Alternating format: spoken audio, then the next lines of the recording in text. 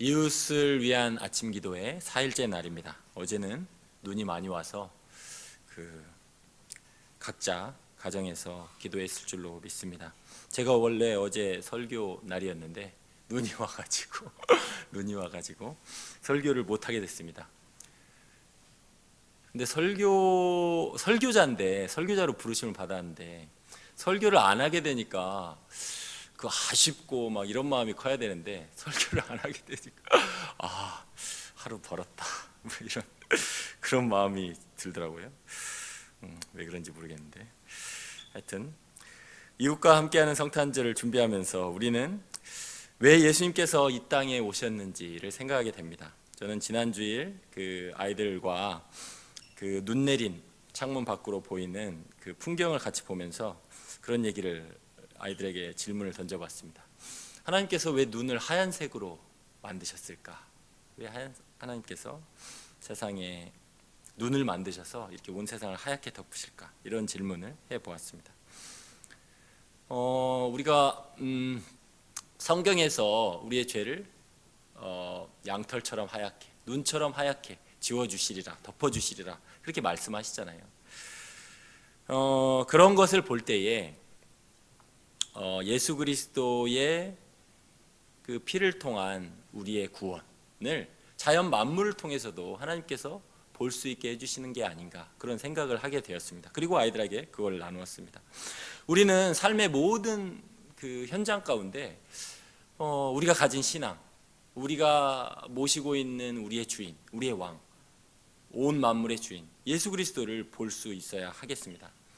예수님께서 우리를 구원하시기 위해 우리의 삶으로 하늘 보좌를 버리시고 우리 삶으로 찾아오셨습니다.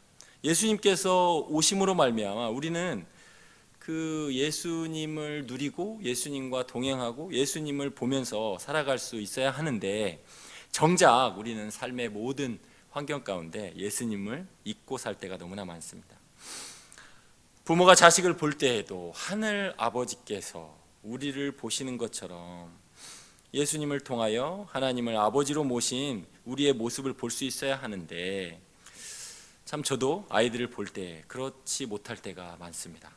어제도 저희 셋째 양치를 계속 안 하려고 떼쓰는 모습을 보면서 왜 이렇게 막 화가 올라오는지 그렇더라고요. 정작 긍휼히 여기고 불쌍하는 마음보다는 막 이렇게 좀 좋아진 것 같은데 또 이렇게 양치를 안 하려고 떼쓰고 막 이러니까 그렇더라고요. 가정예배 분위기가 엉망이 됐습니다. 예수님을 볼 수 있어야 되는데 아버지의 마음을 품을 수 있어야 되는데 그렇지 못할 때가 너무나 많다는 것입니다. 예수님은 왜 이 땅에 오셨습니까? 우리는 주일 말씀에서 예수님의 영광을 본 제자들에게 예수님께서 그가 고난받아야 할 것을 말씀하신 내용을 보았습니다. 그들이 산에서 내려올 때에 예수께서 명하여 이르시되 인자가 죽은 자 가운데서 살아나기 전에는 본 것을 아무에게도 이르지 말라. 자신이 고난받아 죽을 것을 제자들에게 말씀하셨습니다. 여러 차례 말씀하셨죠. 오늘 말씀에서도 예수님 말씀하시죠. 그가 26절에 그가 이러한 고난을 받고 자기 영광에 들어가야 할 것이 아니냐 이렇게 말씀하십니다. 예수님은 이 땅에 고난받으러 오셨습니다. 여러분 동의하십니까? 예수님은 이 땅에 고난받으러 오셨습니다. 예수님의 삶 자체가 고난이었습니다. 예수님의 탄생, 출생, 말 밥통에서 태어나셨잖아요. 아무리 우리가 가난하고 우리가 형편이 어려웠다 하더라도 저도 집에서 제 나이에 안 맞게 집에서 태어났는데 어머니가 고모를 불러가지고 저희 형 4살 많은 형에게 야야야 성명아 가서 밭에 가서 고모 좀 불러와라. 네 동생 나오려고 한다 해가지고 밭에서 일하던 고모가 와가지고 제 탯줄을 잘라줬다고 그러시더라고요 어머니가. 근데 아무리 그렇게 어렵게 태어났다 하더라도 말 밥통에서 구유잖아요. 말 밥통, 여물통에서 태어난 예수님에 비한다면 우리는 다 우리의 출생이 그보다 비참하지는 않았을 것입니다. 예수님은 그 출생부터 이 땅에서 고난을 친히 경험하신 거죠.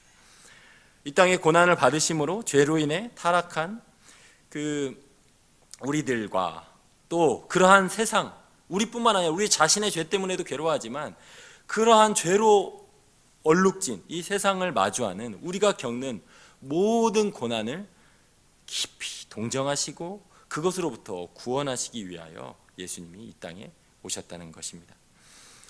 구약에서 끊임없이 고아와 과부와 나그네를 돌보도록 반복해서 말씀하고 있는데 그 이유도 예수님과 연결시켜 생각해 보면 너무나 분명합니다. 스가랴서 7장 10절에 이렇게 말하죠. 과부와 고아와 나그네와 궁핍한 자를 압제하지 말며 서로 해하려고 마음에 도모하지 말라. 그들을 사랑하고 돌봐주라. 그게 하나님의 마음이다라는 것을 구약에서 끊임없이 말합니다. 왜 구약에서 고아와 나그네와 궁핍한 자, 가난한 자를 돌보도록 하셨습니까?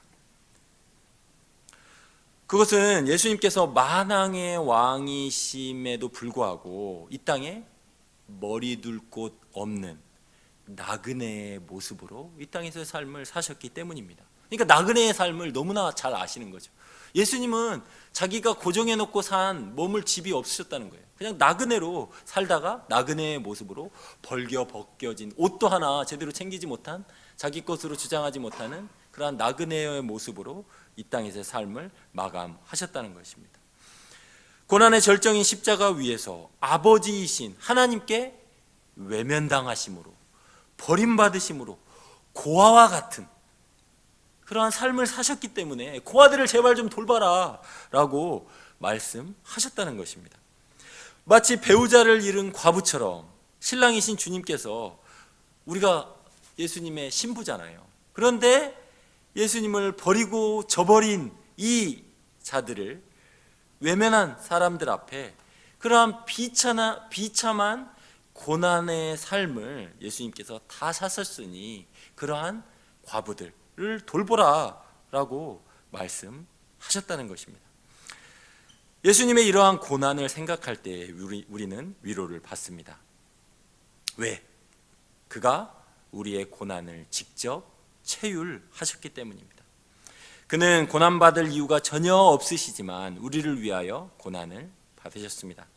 우리가 받아야 할 고난의 극치, 즉 우리가 죽어야 할 그 저주의 죽음을 예수님께서 십자가의 죽음으로 대신하신 것입니다.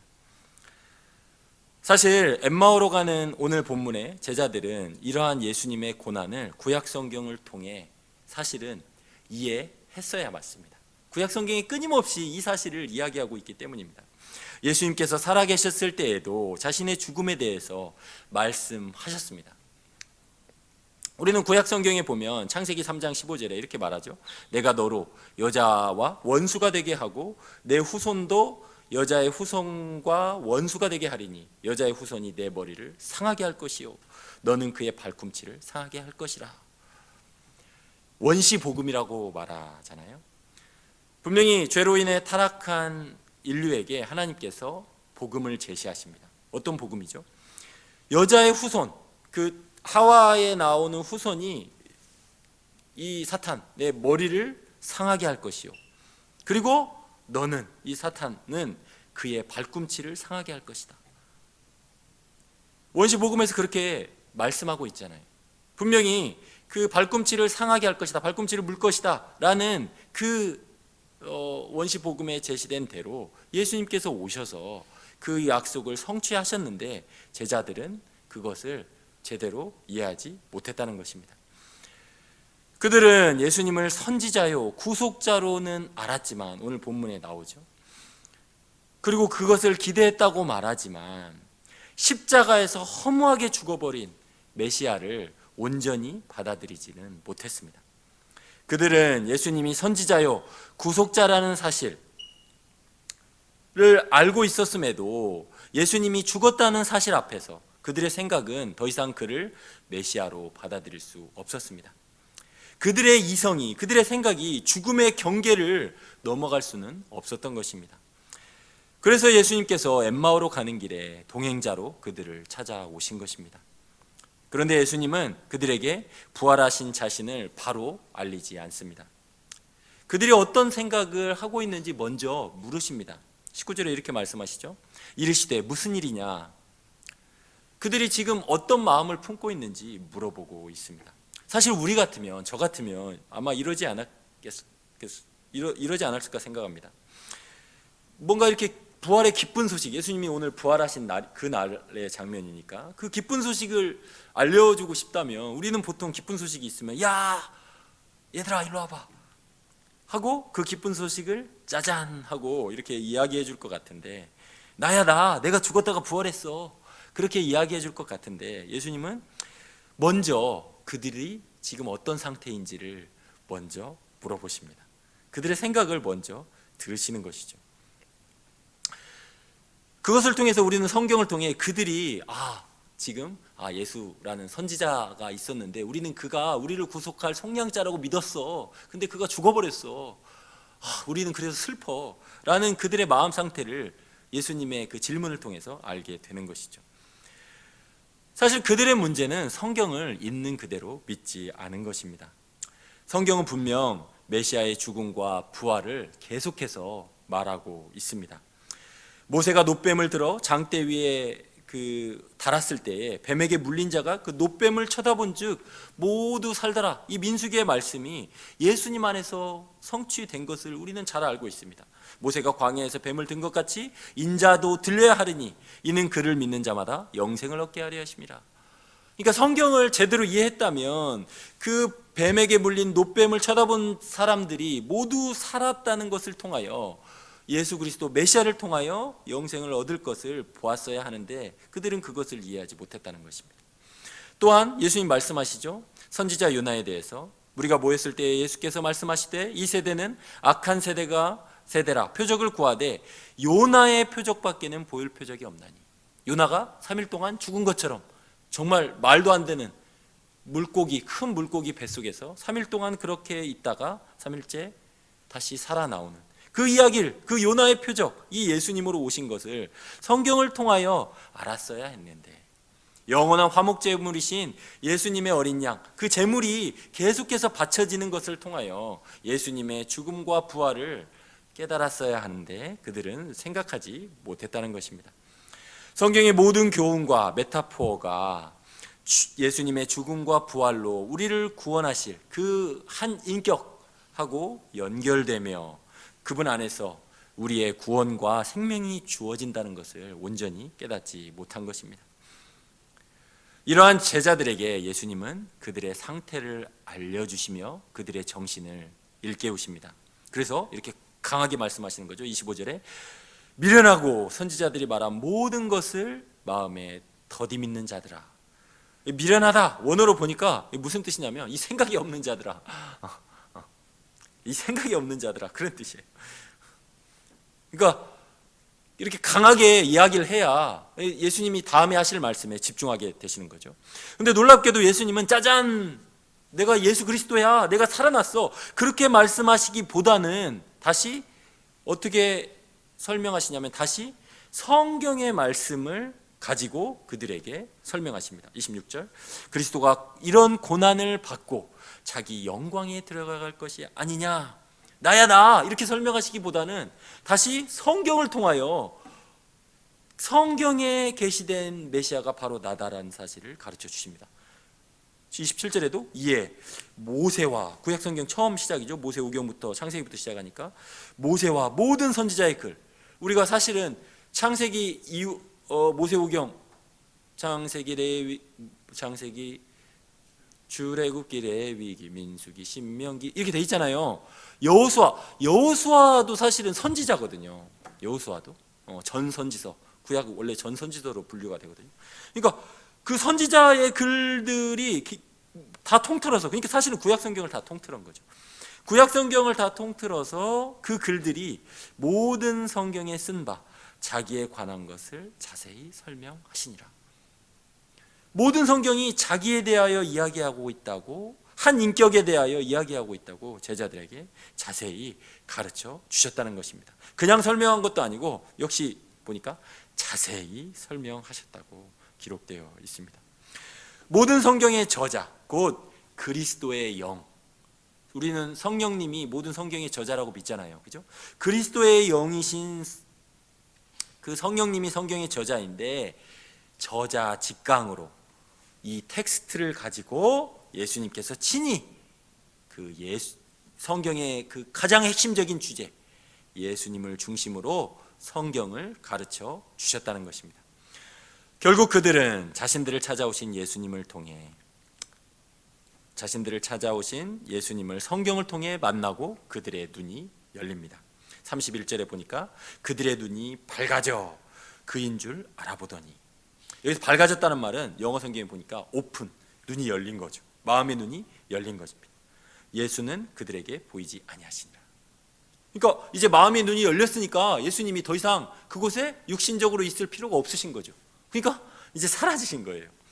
32절에도 보니까 그들이 서로 말하되 길에서 우리에게 말씀하시고 성경을 풀어주실 때에, 여기 성경을 풀어준다는 말도 영어 성경에 보니까 open the scriptures, 그러니까 성경을 열어주시니 그들의 마음이 열린 거죠. 그러니까 사실은 우리는 육신적으로 예수님을 보지 못해도 성경을 열어주시면 우리는 얼마든지 그 부활하신 예수님의 영광을 볼 수 있게 되는 거죠. 그들이 그렇게 예수님이 성경을 열어주실 때에 우리 속에 마음이 뜨겁지 아니하더냐, 그렇게 말씀하고 있다는 것입니다. 성경을 통해 살아 걸어 나오시는, 제가 오늘 이런 표현이 생각났어요. 진짜 성경을 통해 살아 걸어 나오시는 구원자 예수님을 만난 그들은 다시 예루살렘에서 떠나 엠마오로 가는 길을 돌이켜서, 사실 밤이었거든요. 예수님께 청하잖아요. 이제 저녁이니까 저희랑 같이 유하십시다 하고 들어갔잖아요. 근데 보니까 33절에 보니까 곧 그때로 일어나 다시 예루살렘으로 돌아갑니다. 가던 길을 돌이켜서 다시 예루살렘으로 돌아갑니다. 묵으러 갔던 자리를 박차고 자신들이 있어야 할 자리, 그곳에서 다시 예수님을 만나거든요. 제자들과 함께 야 우리가 길에서 예수님을 만났어 하고 다시 이야기하잖아요. 자신들이 있어야 할 삶의 자리로 다시 돌아가게 됩니다.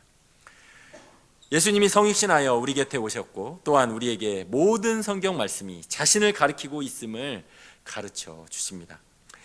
단순한 지적 교훈이 아니라 인격적인 만남을 통한 깨우침이요 체험적인 가르침입니다.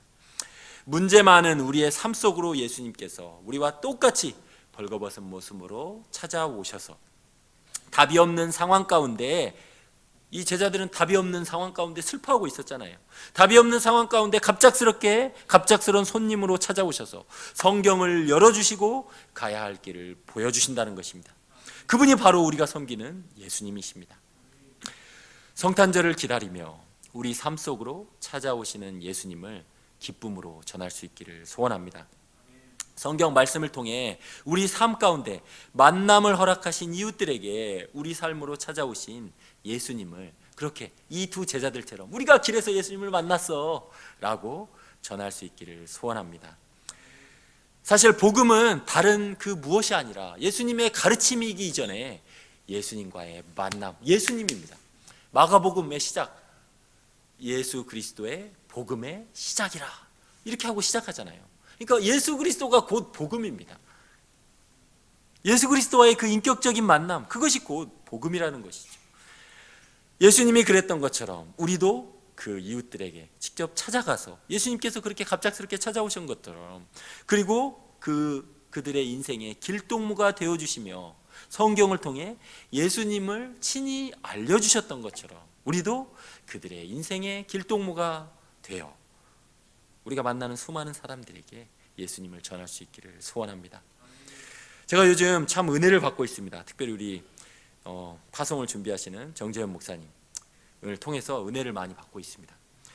어제도 사진을 찍으러 갔는데 그 사진, 요 동네 사진관에 저희 교역자들 프로필 사진을 찍으러 갔는데 그 사장님에게 어느새 또 이렇게 복음을 전하시면서 자세하게 그 기도 제목을 나눠 주셨습니다.